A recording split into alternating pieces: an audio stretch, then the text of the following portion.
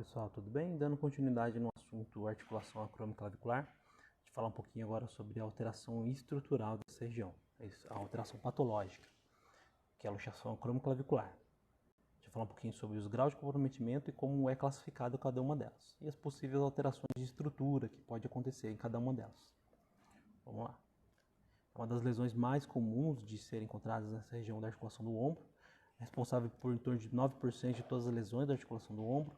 Ela ocorre principalmente em atividades esportivas de contato, como o rugby, futebol americano, o judô, jiu-jitsu, principalmente por atletas jovens, de 20 a 30 anos. Existe uma proporção aí, uma relação de 5:1 de homens e mulheres, então os homens são os mais recorrentes desse tipo de lesão.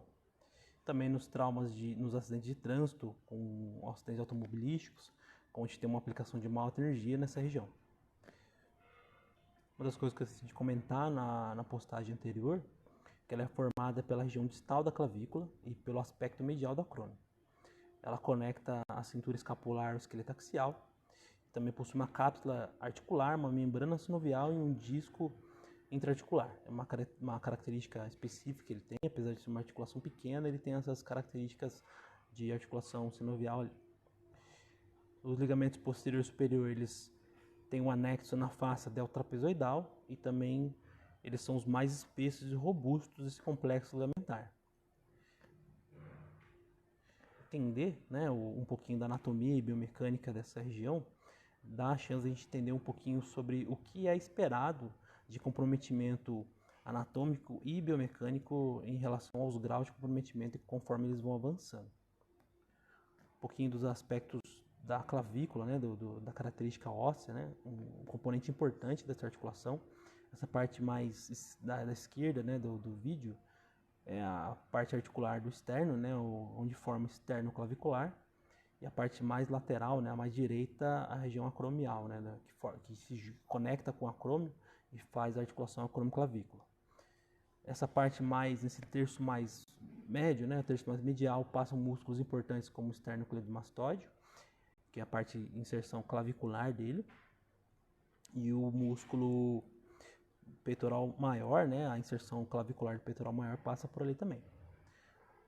Nessa parte mais lateral, a parte mais distal ali da clavícula, passa o músculo do deltoide anterior, a porção anterior do deltoide, e a parte insercional do trapézio também passa por ali.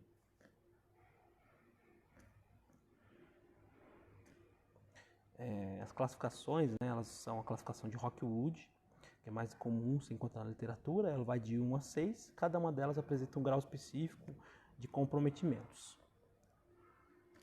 Tipo 1 é quando ela ocorre uma entorse do ligamento acromioclavícula, porém ela só sofreu um estresse, não aconteceu nenhum dano estrutural, não aconteceu nenhuma separação ainda da estrutura. Articulação acromioclavicular, ligamento coraclavicular, que é formado pelo conoide trapezoide, os músculos deltoide e trapézio ainda permanecem intactos, todos eles. O mecanismo de lesão geralmente é um trauma de baixa energia, que não foi suficiente para gerar um estresse, nem um estresse suficiente para comprometer a estrutura e separar ali a articulação.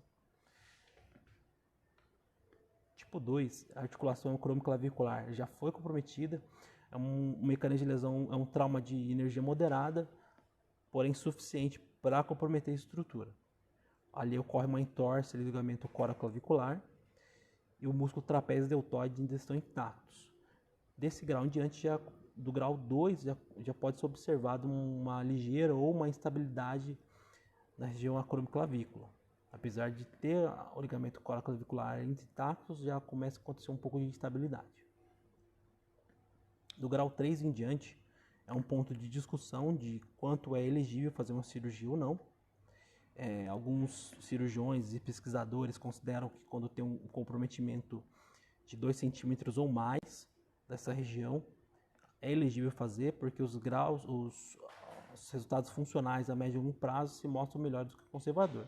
Diferente disso, conservadores cirúrgicos são resultados iguais. A articulação acromioclavicular já está luxada completamente, o ligamento acromioclavicular e o coraclavicular já foram rompidos, comprometidos, foram embora. A articulação acromioclavicular luxada e o complexo do ombro deslocado inferiormente. No grau 2, a gente pode observar uma diferença de até 25% do lado contralateral. Do grau 3, a gente consegue já observar de 25% até 100% de diferença de altura, né, da parte do coracoide com a parte ali da clavícula. A gente consegue observar uma alteração vertical ali, né, o eixo longitudinal dele já está alterado. O mecanismo de lesão geralmente é uma força de grande intensidade, né, uma energia grande, aplicada no ombro, onde acontece uma luxação ali acromioclavicular. Usualmente o músculo trapézio e deltoide já estão comprometidos também. E algumas literaturas falam que sim, outras falam que não.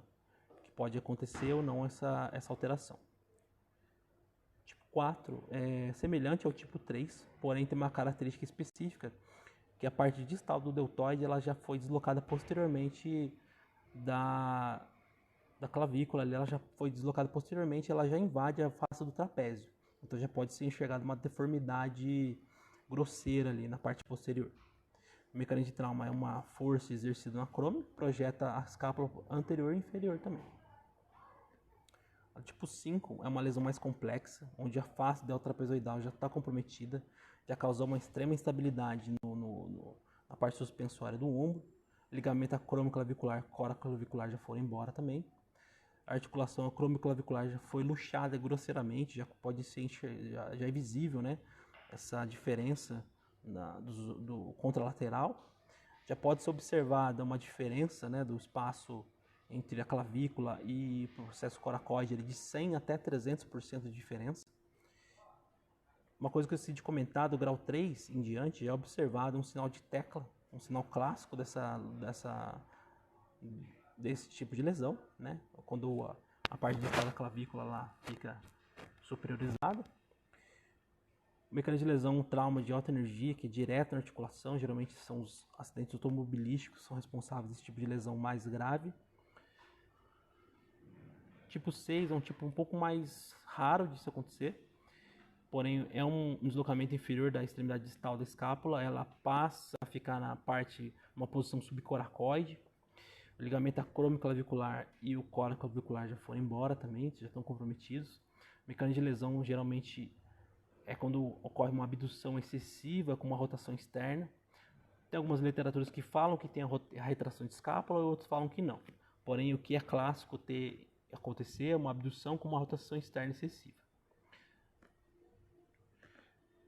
Coisas que podem acontecer também, como eu falei, de diferença, né, de 100 a 300%, além dessas alterações que a gente pode encontrar, algumas alterações de estrutura, né, a gente pode encontrar também.